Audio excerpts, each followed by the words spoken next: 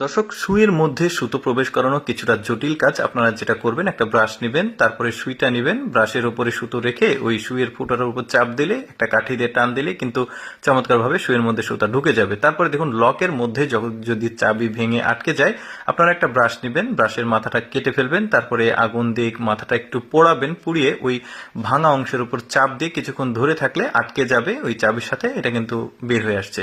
এরপরে দেখুন, এরা একটা বুদ্ধি করেছে, সেটা হচ্ছে কমলার জুস বানানোর জন্য। দেখতে পাচ্ছেন বাচ্চারা কিন্তু কমলার জুস পছন্দ করে, আপনারা ঠিক এইভাবে বাঁশ দিয়ে বানিয়ে কিন্তু কমলার জুস খেতে পারবেন। এরপরে দেখুন, সিগারেটের ছাই একটা ওই টিস্যু পেপারের মধ্যে নিয়েছে, তারপরে ঘষা দিলে এটাতে আগুন জ্বলছে। ব্যাপারটা আপনারা অতটা সিরিয়াসলি নেবেন না, কারণ এর ভেতরে লাল একটা কিছু ছিল যেটা আমি বুঝতে পারিনি। আপনারা বুঝতে পারলে কমেন্ট করে জানাবেন। দেখুন, এটা আগুন জ্বলে গেছে। এরপরে দেখুন, চাবির কপি রাখা কিন্তু ভালো। কোনো কারণে চাবি যদি হারিয়ে যায়, এরকম একটা মোমবাতি নিয়ে টালি করে নেবেন চাবিটা, তারপরে একটা টেপের উপরে চাপ দিয়ে ধরবেন, এই যে একটা ছাপ তৈরি হলো। এবার একটা প্লাস্টিকের উপর দিয়ে আপনারা ওই স্ট্রাকচার অনুযায়ী কেটে রাখবেন। দেখতে পাচ্ছেন এখন কিন্তু লকটা খুলে গেল। এরপর দেখুন, বেসিনের যে পাইপ থাকে, ওই পাইপের মধ্যে অনেক সময় ময়লা জমে, পানি কিন্তু বন্ধ হয়ে যায়। আপনারা যেটা করবেন, এরকম একটা ছোট্ট বাচ্চাদের বেলুন নেবেন, তারপরে বেলুনটাকে এভাবে কেটে এই যে বোতলটা এখন চাপ দিলে এই যে ময়লাগুলো বের হয়ে আসবে। এটা একটা রং দিয়ে ময়লাকে বোঝানো হয়েছে। এরপরে দেখতে পাচ্ছেন পাইপের মুখ লক করার জন্য একটা বেশ চমৎকার পদ্ধতি। এই যে দেখতে পাচ্ছেন, এরকম একটা ছোট্ট বোতল কেটে পাইপের মুখ এভাবে কিন্তু লাগিয়ে লক করা যাবে। ওই যে প্রাণ লিচি ড্রিঙ্কস আছে, ওইরকম বোতল পাওয়া যায়।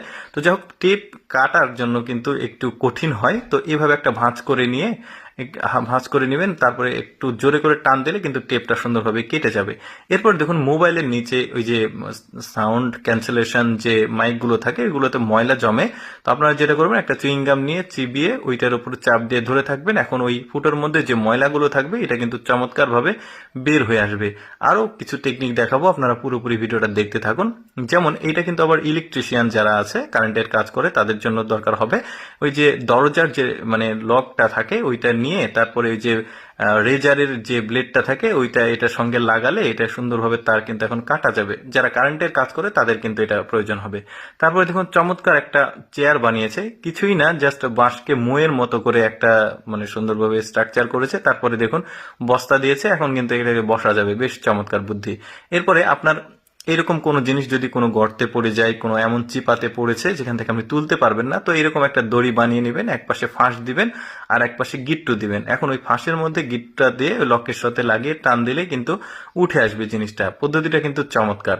দর্শক, আমি সবসময় চেষ্টা করি আপনাদের সামনে প্রয়োজনীয় ভিডিওগুলো উপস্থাপন করার। এইরকম ভিডিও প্রতিদিন দেখতে আমাদের লেটস গো ফেসবুক পেজটি ফলো রাখতে পারেন। আর আজকের এই বুদ্ধির ভিডিওটি কেমন লাগলো অবশ্যই কমেন্ট করে জানাবেন।